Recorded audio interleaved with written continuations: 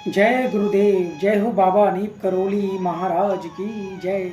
साथियों नमस्कार, स्वागत है आप सभी का आपके अपने YouTube चैनल पर। आशा करते हैं आप सभी अपने परिवारजनों के साथ में स्वस्थ होंगे और आशा करते हैं आप आज आपका होली का त्यौहार बहुत ही मंगलमय और कुशल तरीके से मना होगा।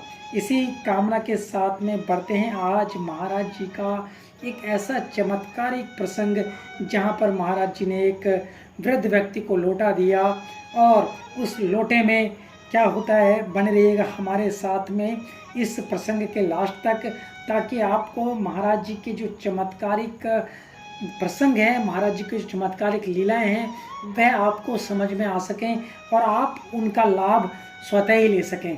क्योंकि महाराज जी अपने भक्तों को या फिर जो भी उनके दरबार में पहुंच जाया करता था, उसकी दुख और पीड़ा स्वयं ही हर लिया करते थे।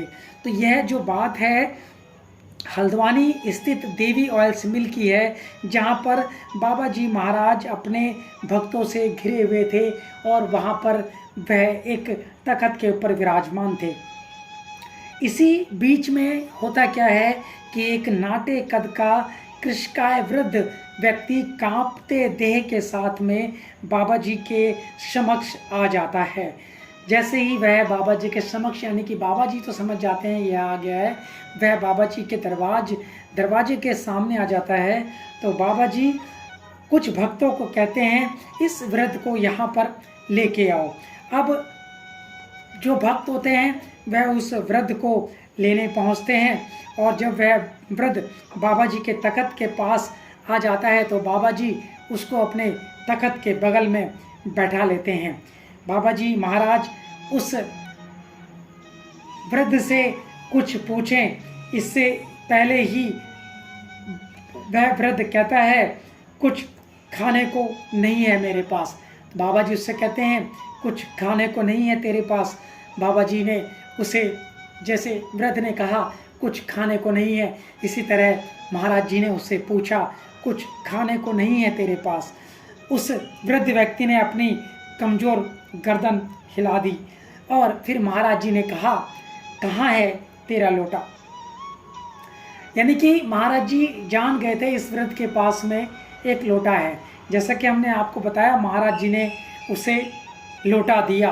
अब लोटा महाराज जी कैसे देते हैं, इसका हम विस्तार से आपके साथ, आपके समक्ष में इस बात को रखेंगे। आप ध्यान से अवश्य सुनिएगा।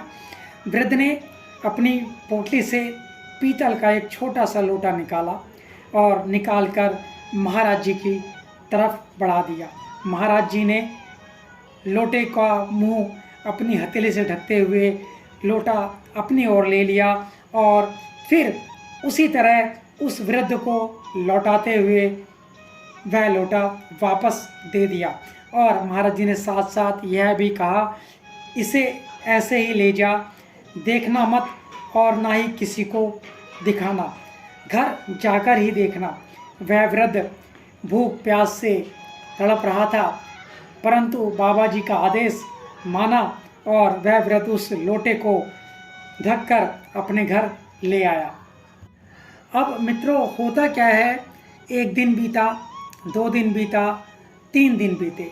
3 दिन बाद वह वृद्ध महाराज जी को ढूंढते हुए पुनः वहीं पर आ गया जहां महाराज जी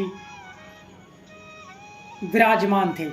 इसी बीच उसकी आंखों में कुछ चमक थी, यानी कि वह वृद्ध जब 3 दिन पहले आया था उसकी हालत कुछ और थी और अभी उसकी जो स्थिति थी वह पहले से सुधर गई थी। उसकी पीठ भी सीधी हो गई थी।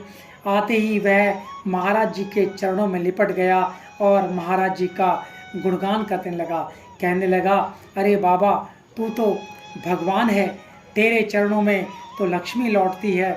इस तरह की वह वृद्ध बातें कर रहा था। वह वृद्ध महाराज जी के चरणों को दबाता रहा। महाराज जी उसकी तरफ देखकर मुस्कुरा रहे थे। फिर बोले उस वृद्ध से, अब जा।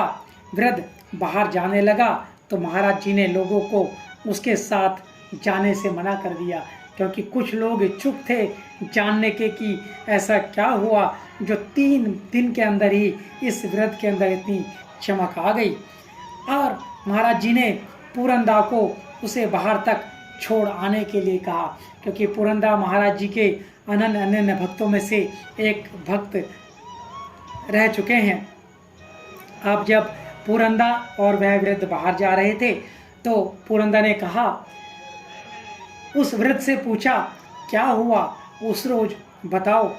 बाहर जाकर वृद्ध ने जब पुरंदा से पूछा, वृद्ध कोई उत्तर नहीं दे रहा था, टाल मटोल कर रहा था। पुरंदा ने उसे समझाया, मैं महाराज जी का खास व्यक्ति हूँ, खास भक्त हूँ, इसीलिए उन्होंने मुझे ही तुम्हें छोड़ने को भेजा है। अब वृद्ध ने उस बात को पुरंदा के समक्ष रखा। वृद्ध ने कहा, घर जाकर हमने जब लोटे के भीतर देखा तो उसमें 10 रुपये का नोट था। वृद्ध ने आगे कहा, मैंने उस 10 रुपये के नोट को भरपूर खर्च किया। खर्च करने के बाद खूब खाया पिया और सारे रुपए ख़त्म कर दिए। पर दूसरे दिन फिर मैंने लोटा उठाया और उसमें देखा कि एक और 10 रुपये का नोट था। कल भी मिला। इस तरह से पुरंदा ने उस वृद्ध से पूछा तो वृद्ध ने कहा, हाँ, मुझे कल भी उस लोटे में से एक 10 का नोट निकला। महाराज जी ने उसके कान में, उस वृद्ध के कान में कुछ कहा था। वह यह कहा था कि जब ज़रूरत हो तो उस लोटे में से निकाल लेना।